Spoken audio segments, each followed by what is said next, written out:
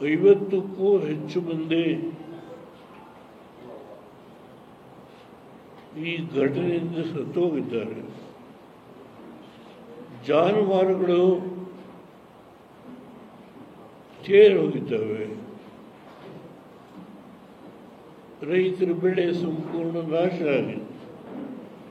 ಇದರ ಡೀಟೇಲ್ಸ್ ಎಲ್ಲ ಹೇಳಿದ್ದಾರೆ. ನಾನು ಓದಲಿಕ್ಕೆ ಹೋಗಬಾರ್ದು. ಎಕರೆಗೆ ಎಷ್ಟು ಕೊಡ್ತೀವಿ ಅಂತ ಹೇಳಿ ಅನೌನ್ಸ್ ಮಾಡಿದ್ದಾರೆ ಬೆಳೆ ನಾಶಕ್ಕೆ. ಆದರೆ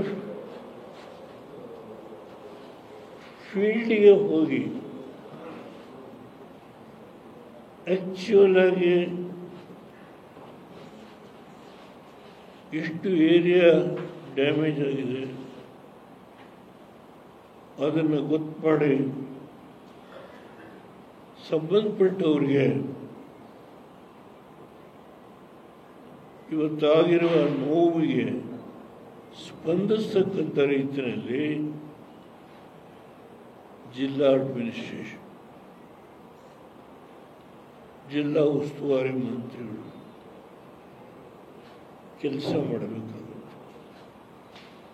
ಅದರಿಂದ ಬಹುಶಃ ಆ ದಿಕ್ಕಿನಲ್ಲಿ ಕಾರ್ಯಾಚರಣೆ ಮಾಡ್ತಾರೆ ಅಂತ ಹೇಳಿ ನಾನು ಭಾವಿಸ್ತೇನೆ. ಅದರಿಂದ ಈ ಎಲ್ಲ ವಿವರಗಳನ್ನು ನಮ್ಮ ಆಫೀಸಿಂದ ಟೈಪ್ ಮಾಡಿಕೊಂಡಿದ್ದಾರೆ. ಇದು ನಿಮಗೆಲ್ಲ ಗೊತ್ತಿರೋ ವಿಷಯ.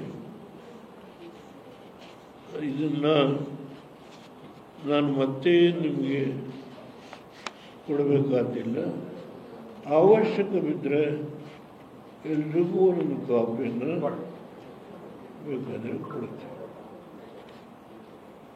ಇದು ಈ ವಿಷಯದಲ್ಲಿ ಈ 48 ಗಂಟೆ ಒಳಗೆ ಅವರ ಉಸ್ತುವಾರಿ ಮಂತ್ರಿಗಳು, ಡೆಪ್ಟಿ ಕಮಿಷನರ್ ಏನು ಮಾಡಿದ್ದಾರೆ ಅಂತ ಹೇಳಿ ಇಲ್ಲಿ ಕೂತ್ಕೊಂಡು ಮಾತಾಡಲಿಕ್ಕಾಗಲ್ಲ. ಸ್ಪಾಟ್ಗೂ ನಿಜವಾಗಲಿ ಕೆಲಸ ನಡೆದಿದೆ. ಈ ನೋವಿಗೆ ತುತ್ತಾಗಿರ್ತಕ್ಕಂಥ ರೈತರುಗಳಿಗೆ ಅವ್ರಿಗೇನಾದರೂ ಸ್ವಲ್ಪ ಪರಿಹಾರ ಕೊಟ್ಟಿದ್ದಾರಾ ಇಲ್ವೋ ಅನ್ನೋದನ್ನು ನೋಡಿ ಮಾತನಾಡಬೇಕಾಗುತ್ತೆ. ಅದರಿಂದ ಇವತ್ತಿಷ್ಟು ಮಾತ್ರ ಹೇಳ್ತಾನೆ. ಬಹುಶಃ ಮುಂದಿನ 3-4 ದಿನ ಆದಮೇಲೆ ಏನು ಗುಲ್ಬರ್ಗಕ್ಕೆ ವಿಮಾನ ಇದೆ, ನಾನೇ ಹೋಗ್ತೇನೆ. ಕೆಲವು ಪ್ರದೇಶಗಳಿಗೆ ಬೈ ರೋಡ್ ಹೋಗಿ ನೋಡಿ ಇರ್ತಕ್ಕಂಥ ವಿಷಯವನ್ನು ವಾಸ್ತವಾಂಶ ನಾನು ತಿಳ್ಕೊಂಡು ಆದಮೇಲೆ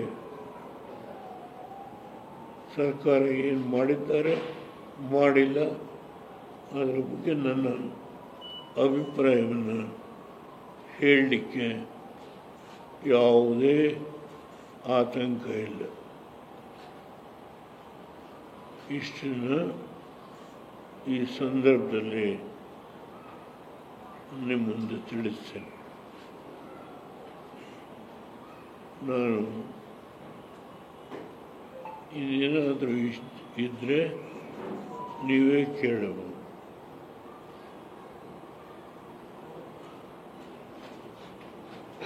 ಬಿಜೆಪಿ ನಿಯೋಗ ಹೋಗಿದೆ ಸರ್, ಜೆಡಿಎಸ್ ನಿಯೋಗ ಏನಾದರೂ ಹೋಗುತ್ತಾ?